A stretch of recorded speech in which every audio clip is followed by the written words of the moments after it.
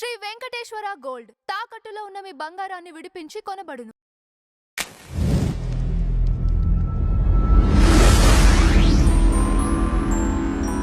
నమస్కారం భరద్వాజ్ గారు. నమస్తే. విజయసాయి రెడ్డి గారు రాజకీయాలకు దూరంగా ఉంటారని స్టేట్మెంట్ ఇచ్చారు. కానీ అవును. ఇప్పుడు ఆయన కొత్త ఛానల్ పెట్టబోతున్నారు అంటున్నారు.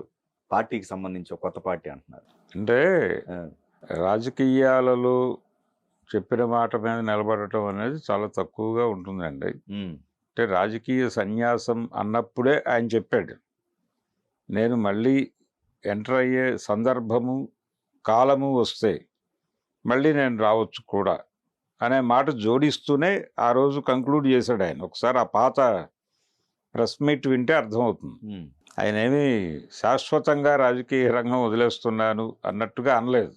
వ్యవసాయం చేసుకుంటాను నేను. వ్యవసాయం చేసుకుంటాను, నాకేం సంబంధం, ఈ రాజకీయాలు, ఇవన్నీ మాట్లాడాడు. ఉమ్, ఇవన్నీ మాట్లాడుతూనే తగిన సమయము సందర్భము వచ్చినప్పుడు తిరిగి వస్తానేమో చెప్పలేను ఇప్పుడు అనే మాట కూడా అన్నాడు. ఉమ్, ఎందుకైనా మంచిదని. అదే. అలాగే ఛానల్ పెట్టడము అనే ఆలోచన ఆయనకి ఎన్నికలలో పరాజయం పొందిన క్షణం నుంచి ఉంది. ఆయన పార్టీ నుంచి బయటకు రావటానికంటే ముందే ఉంది ఆ అభిప్రాయం. ఉమ్, తనకంటూ ఒక ఛానలు, తనకంటూ ఒక మీడియా వ్యవస్థ ఉండాలి అని ఆయన 2-3 సార్లు బయటపడ్డాడు ఆ విషయం. Yeah. బయటపడ్డాడు, 2-3 జర్నలిస్టులతో చర్చలు జరిపాడు. ఏదో ఒక ఛానల్ తీసేసుకుంటున్నాడు ఆయన అనే ఒక ప్రచారం జరిగింది. తర్వాత జూబ్లీ హిల్స్లో ఒక బిల్డింగ్ ఏదో తీసేసుకున్నారు ఆయన అని కూడా మీడియాలో కథనాలు వచ్చినాయి. ఉమ్, కానీ ఏది వర్కౌట్ కాలేదు. ఆయన టేక్ ఓవర్ చేస్తున్నాడు అన్న ఛానల్ ఇండిపెండెంట్గానే నడుస్తోంది. ఉమ్, ఆయన ఏదో పెడతానన్న ఆఫీసు పెట్టలేదు. ఫైనల్గా ఇప్పుడైతే ఆయన కార్యరూపం దాల్చబోతోంది. ఆ మీడియా హౌస్ అనేది కార్యరూపం దాల్చబోతోంది. అతి కొద్ది రోజుల్లో అది బయటకు వస్తుంది అని అంటున్నారు. దాంతోపాటు ఎలాగూ పార్టీ పెట్టాలి ఉమ్, అంటే మీడియా ఉన్నప్పుడు పార్టీ పెట్టడానికి ఏమిటి? రాజశేఖర రెడ్డి గారు ఆ రోజున కాంగ్రెస్ పార్టీ కోసం సాక్షి పెట్టారు అని చాలామంది మాట్లాడుతున్నారు. ఈ మధ్య శుంకర పద్మశ్రీ గారు కూడా అందావిడ, ఆ రోజున మాకు మీడియా సపోర్ట్ ఉంది, సాక్షి కాంగ్రెస్ కోసం రాజశేఖర రెడ్డి గారు పెట్టిన పత్రికే కదా అన్నారు ఆవిడ. ఇండియా టెలివిజన్ నెట్వర్క్ అనే పేరుతోనే ఉంటుంది సాక్షి ఛానల్, ఉమ్, దాని రిజిస్ట్రేషన్. రైట్. యాక్చువల్గా ఒక ఛానల్ పెట్టాలి అన్న అభిప్రాయం కాంగ్రెస్ పార్టీకి ఉండింది అప్పుడు. ఉమ్, కానీ ఆ బాధ్యతలు తన భుజాన వేసుకుని, ఫ్రాంచైజీ మోడల్లో తన భుజాన వేసుకుని, తను పెట్టుబడులు సమీకరించి, తను ఛానల్ పెట్టించి, తన కొడుకుతో దాన్ని మొదలుపెట్టించి ఆయన్ని క్రియాశీలక పాత్రలో పెట్టి ఆయనకు అప్పచెప్పేశాడు ఈయన. ఉమ్, తన కుటుంబ సభ్యుల్ని, అదే. షర్మిలని, అలాగే జగన్ని, భారతీరెడ్డి గారిని, వీళ్ళని కీలకంగా పెట్టి ఆయన ఎప్పుడైతే సీన్లో నుంచి తప్పుకున్నాడో కాంగ్రెస్ పార్టీకి జగన్కి మధ్య వచ్చిన గ్యాప్, ఆ గ్యాప్లో అది వాళ్ళ పర్సనల్ ప్రాపర్టీ కింద మారిపోయింది. కానీ దాని డాక్యుమెంట్స్లో ఇందిరా టెలివిజన్ నెట్వర్క్ అనే ఉంటుంది ఉమ్, ఇప్పటికీ. ఓకే.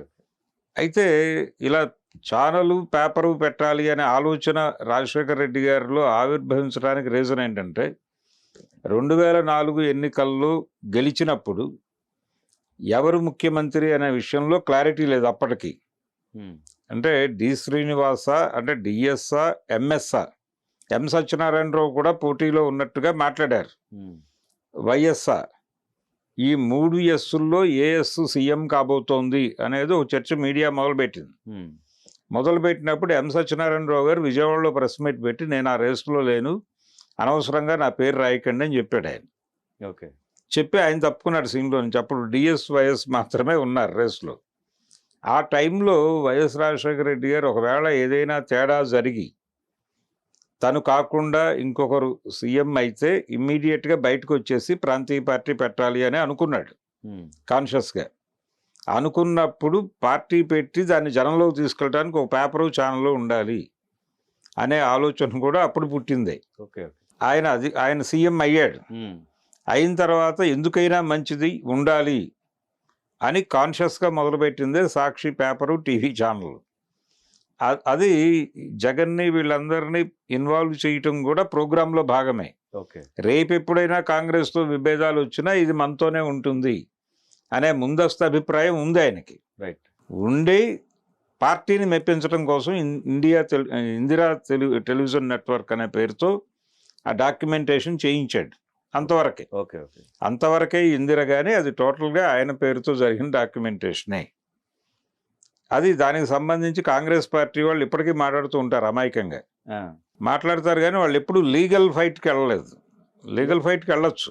ఎట్లా సార్, ఎలా సాధ్యం? అంటే ఇది పార్టీ కోసం అని మొదలుపెట్టాడు ఆయన. ఫండ్ సమీకరణ పార్టీ పేరుతో జరిగింది కాబట్టి దీనిలో పార్టీ స్ట్రైక్ లేకుండా ఇది పర్సనల్ ప్రాపర్టీగా ఎలా మారుతుంది? దానికి reason Indira television network. Indira పేరు ఎందుకు పెట్టాడు ఆయన ఓకే అన్న దగ్గర మొదలు పెట్టచ్చు. ఆ రోజున జరిగినటువంటి పార్టీ అంతర్గత సమావేశాలు, మినిట్స్, ఆ మినిట్స్లో ఆయన మాట్లాడిన మాటలు ఇవన్నీ పట్టుకొని కొంత పాకులు ఆడొచ్చు. కానీ క్విట్ ప్రోకో అంటారు కదా పెట్టుబడులన్నీ కూడా, మరి ఈ వీళ్ళు ఇచ్చిన ఎంత ఉంటాయి మహా ఇస్తే? ఎవరు వీళ్ళు ఇచ్చి ఉన్నారని నేను అంటలేదు. పార్టీ నుంచి ఏవో డబ్బులు ఇచ్చారని అంటలేదు. ఓకే. ఆ పెట్టుబడుల సమీకరణ అంటే అదే. పెట్టుబడుల సమీకరణ అంటే మీ అధికారాన్ని వలన అందులోకి వచ్చి చేరిన డబ్బులు. అదే ఆ సమీకరణ జరగడానికి మీకు అవకాశం కల్పించింది పార్టీయే కదా. రైట్. ఆ టైంలో కరెక్ట్. కాబట్టి మీకు ఎందుకు వెసులుబాటు కల్పించారు? ఇది ఉపయోగపడుతుంది పార్టీకి అని. తర్వాత మీ పర్సనల్ దీనికి ఉపయోగపడుతుందని కాదు కదా. అదేలే. అందుకని ఇది కొంచెం జటిలమైన సమస్యే. ఆ ఛానల్, పేపరు, అదేలే, వాటిని అంకురార్పణ చేయటం వెనకాల ఆయన స్కీమింగ్ పెద్దదే. ఆ స్కీమింగ్లో ఈయన కూడా ఉన్నాడు, విజయసాయి రెడ్డి కూడా. రైట్. ఈయన ఆడిటర్ కాబట్టి. కాబట్టి ఇన్ అండ్ అవుట్స్ తెలుసు ఆయనకి. తెలుసు. తర్వాత తన ప్రాధాన్యత తగ్గిపోయింది. అక్కడ సజ్జల రామకృష్ణారెడ్డి ప్రాబల్యం పెరిగింది. ఇవన్నీ అంటే యాక్చువల్గా సజ్జల మొదటి నుంచి ఉన్నాడు ఆ ప్రాజెక్టులో. మొదటి నుంచి ఉండటం అంటే ఆయన జర్నలిస్ట్ బ్యాక్గ్రౌండ్ ఉండటం వలన వాళ్ళు అది అనుకున్న క్షణం నుంచి ముందు వాళ్ళు తీసుకున్నటువంటి ఆఫీస్లోనే ఆయన కూర్చుని ఉండేవాడు. ఇప్పుడున్న సాక్షి ఆఫీస్ కాకుండా రోడ్ నెంబర్ 12లో ఒక ఆఫీస్ ఉండేది. అక్కడ మొదటి రోజు నుంచి కూర్చున్నవాడు ఆయనే, సజ్జల రామకృష్ణారెడ్డి. ఈయన కేవలం ఆడిటింగ్ వ్యవహారాల వరకు మాత్రమే పరిమితమై ఉండేవాడు ఆ రోజుల్లో. రైట్. ఈయన అరెస్టు జరిగిన తర్వాత విజయసాయి రెడ్డి పేరు పాపులర్గా జనం ముందుకు వచ్చింది. ఏది జగన్ అరెస్ట్ తర్వాత పాపులారిటీలోకి వచ్చాడు ఈయన విజయసాయి రెడ్డి. ఏటు అవటం వల్ల ఎవరు అంటే ఆడిటర్ కాబట్టి ఈయనకు తెలిసి జరిగింది. ఈయనే దాన్ని మాయ చేసే ప్రయత్నం చేశాడు వాంటెడ్గా అనేసి ఆడిటర్ని ఇరికి పెట్టారు ఆ కేసులో. అది అనివార్యం. అది యూపీఏ నుంచి జరిగినటువంటి వ్యవహారం. నిజానికి జగన్మోహన్ రెడ్డి ఈ రోజుకి ఆ కేసుల గురించి భయపడాల్సిన అవసరం అయితే లేదు. ఆయన కేంద్ర ప్రభుత్వమే తిరుగుబాటు ప్రకటించి ఆర్గ్యూ చేయడం పెద్ద కష్టమేం కాదు అది. కానీ ఆయన ఎందుకనో కంట్రోల్లో ఉంటున్నాడు.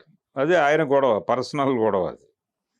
ఒకవేళ అవన్నీ రిటర్న్ వచ్చేస్తే ఫ్యామిలీ పరమైన సమస్యలు ఏమన్నా వస్తాయని ఆలోచిస్తున్నాడా అనే డౌటే తప్ప అక్కడ యుద్ధం చేయటం ఆయనకు పెద్ద కష్టమైన విషయమేం కాదు. అంటే ఇప్పుడు అవినీతి మీద, ఆయన మీద ఉన్న కేసుల మీద కంటెస్ట్ చేస్తే అందులో చాలా కేసులు పోవచ్చు కూడా. పోవటానికి అవకాశం ఉన్న కేసులు, ఆర్గ్యూ చేయడానికి అవకాశం ఉన్న కేసులే ఉన్నాయి ఆయన మీద. కానీ ఆయన వాంటెడ్గానే వాటిని అలా పెట్టి తను కూడా కొంత అంటే అవి మొత్తం రిలీజ్ అయిపోతే, ఆ కేసులు పోయి ప్రాపర్టీస్ మొత్తం రిలీజ్ అయిపోతే పంచాల్సిన అవసరం వస్తుందేమో, ఆయన పంపిణీ చేస్తాడని వెయిట్ చేస్తున్న వాళ్ళు చాలామంది ఉన్నారు. షర్మిల గారు వీళ్ళు. అందుకని హోల్డ్ చేసి ఉంచుతున్నాడా ఈ కేసుల్ని అనేది కూడా ఒక డౌట్ ఉంది ఆయన మీద. సరే, ఏదైనప్పటికీ ఆ టైం వరకు విజయసాయి రెడ్డి అందులో ఇన్వాల్వ్ అయి ఉన్నాడు. ఆయనకు ఆ ఇన్ అండ్ అవుట్స్ తెలుసు. తర్వాత ఆయన మీడియా వాళ్ళకి చాలా సందర్భాల్లో క్లాసులు చెప్పేవాడు ప్రెస్ మీట్లలో. మీరు ఇలా అడుగుతున్నారు, ఇలా అడగకూడదు, అలా అడగాలి అని చెప్పేవాడు ఆయన. సో మీడియా మీద కొంత అవగాహన ఉంది ఆయనకి. సో తనకంటూ తన అభిప్రాయాలు చెప్పడానికి ఒక పేపరు, ఒక ఛానల్ ఉంటే బెటరు అనే అభిప్రాయం. మరి అవి రెండు ఉన్నప్పుడు ఎందుకు ఉండాలి అవి రెండు? ఇప్పుడు పేపర్లు, ఛానల్స్ చేస్తున్నది ఏదో ఒక పార్టీ తాలూకా అభిప్రాయాలను జనం దగ్గరికి తీసుకెళ్ళటమే. ప్రజల కోసం పేపర్ అనేది కాన్సెప్ట్ చచ్చిపోయి చాలా కాలమైంది. జనానికి ఏదో చెప్పడం కోసం పేపర్ పెట్టట్లేదు. ప్రజలలో కొన్ని అభిప్రాయాలు కలిగించడం కోసం పేపర్లు, టీవీ ఛానల్స్ పెడుతున్నాం మనం. కాబట్టి ఏం కల్పించాలి ప్రజల బుర్రల్లో, ఏది నింపాలి నేను ఏ ప్రయోజనం నాకు రావాలని నేను ఏ కంటెంట్ నింపాలి వాళ్ళ బుర్రల్లో అంటే నాకు ఒక పొలిటికల్ పార్టీ కూడా ఉంటే బెటరు. అలా అంటే తాడు దొరికింది కాబట్టి గేదెను కొని కట్టేయటం అనే ప్రోగ్రాంలోకి వెళ్ళాడు ఇప్పుడు ఆయన. అందుకని అనివార్యంగా ఛానల్ పెడతాడు, తను మాట్లాడాలి కాబట్టి. సరే, దాంతోపాటు ఒక పార్టీ కూడా పెట్టేస్తే రేపు పొద్దున ఏదైనా ఒక సమస్య వచ్చి ఒక ఐక్య సంఘటనలో ఈ పార్టీ మద్దతు కూడా అవసరమైతే ఏదో ఒక పేమెంట్ వస్తుంది కదా. రాజకీయ వ్యాపారంగా చూస్తున్నాడు ఆయన. అదే ఆ వ్యాపారం చేసుకోవడానికి ఒక పార్టీ కూడా ఉంటే బెటర్ కదా అని పార్టీ పెడుతున్నాడు. ఆయన ప్రజల మీద చిత్తశుద్ధి ఉండు, ప్రజలకి ఏదో ఉద్ధరించేద్దామనో పార్టీ పెడుతున్నాడని అయితే నేను అనుకోవడం లేదు. పైగా ఈ కేసులు కూడా ఒకటి ఉంటున్నాయి కదా, ఈడీ కేసెస్ కావచ్చు, లేకపోతే కేసులు ఉన్నాయి. ఇప్పుడు ఆల్రెడీ ఇప్పుడు పాత కేసుల్లోనూ ఉన్నాడు ఆయన, కొత్త కేసుల్లో కూడా ఉన్నాడు. జగన్ లేని కేసుల్లో కూడా ఉన్నాడు ఆయన. జగన్కి సంబంధం లేని కేసుల్లో కూడా విజయసాయి రెడ్డి ఉన్నాడు. కనుక ఈ కేసుల గురించి మాట్లాడుకోవడానికి కూడా ఒక పేపరు, ఒక మీడియా సంస్థ, రాజకీయ పార్టీ ఉంటే బెటర్. రాజకీయ పార్టీ కూడా ఉంటే బెటర్. ఇప్పుడు తనని గబుక్కని ఏదైనా లిఫ్ట్ చేస్తే ఇమ్మీడియట్గా రోడ్డు మీదకి వచ్చి 4 ధర్నాలు హడావిడి చేయడానికి ఒక వ్యవస్థ ఉండాలి కదా. దాన్ని జనంలోకి తీసుకెళ్ళడానికి ఒక మీడియా వ్యవస్థ కూడా ఉండాలి. ఈ ఉద్దేశం చొప్పున ఒక చిన్న సెటప్ ఒకటి పెట్టుకోవాలి అనే కార్యక్రమంలో ఆయన ఛానల్, పేపరు, ఒక మీడియా, దాంతోపాటు ఒక పార్టీ, ఈ 3 ఒకే కాంపౌండ్ ఇష్యూస్. పార్టీ పెట్టాక పార్టీ భావజాలాన్ని జనంలోకి తీసుకెళ్ళాలి. తనకేదైనా కష్టం వస్తే దాని గురించి జనంలోకి తీసుకెళ్ళి భయపెట్టాలి. జనాల్ని ఆర్గనైజ్ చేయాలి. నిరసనలు ఇలాంటివి ఆర్గనైజ్ చేయడం కూడా వీళ్ళ బాధ్యత అవుతుంది.